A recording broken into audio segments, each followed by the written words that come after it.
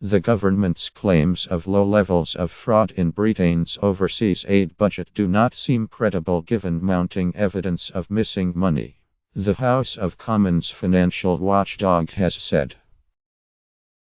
The Public Accounts Committee questioned official findings on how much the Department, International Development, DFID, has lost to overseas corruption after its budget increased by more than a quarter to nearly £10 since 2011 £sterling.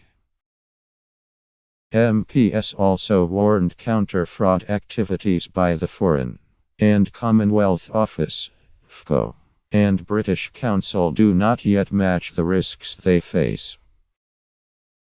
The report will be seized upon by Conservative MPs, who have lobbied the Prime Minister to drop the commitment to spend 0.7% of its gross national income on aid.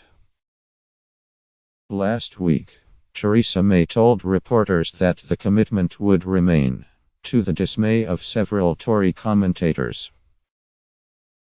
The report, released on Tuesday, has questioned officially collated figures estimating levels of fraud. Reported levels of fraud in DFID, FCO and British Council expenditure do not seem credible, given the risks they face overseas, it said.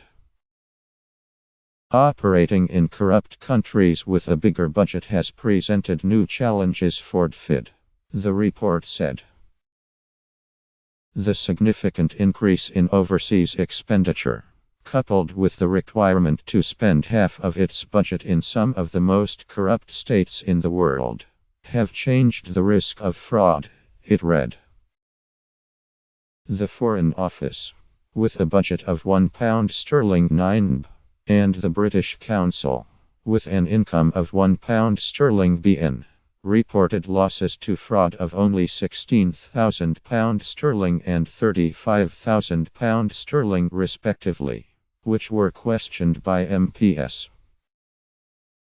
DFID's recorded losses to fraud in 2015-16 were only 0.03% of its budget, significantly lower than other departments operating in the United Kingdom, such as the Department for Work and Pensions and Revenue and Customs, whose estimated losses to fraud were 0.7% and 3% respectively, the report said.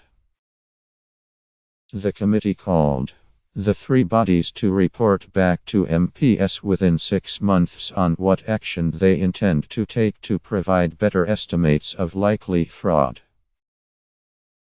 The FCO and the British Council should learn from DFID's experience in improving its counter-fraud approach by, for example, assessing and prioritizing fraud allegations, and including fraud reporting as a mandatory requirement in contracts and grant agreements, the committee said. DFID also needs to do more to check the effectiveness of anti-fraud measures taken by its partners in overseas aid, the report said. To enhance fraud awareness measures, DFID has assessed the competency of its larger multilateral partners to determine their capability to handle fraud risks. However, a large proportion of DFID's fraud cases have occurred in the non-governmental organizations, NGOs, but DFID has not yet undertaken a similar assessment of the competency of its principal Go partners to tackle fraud.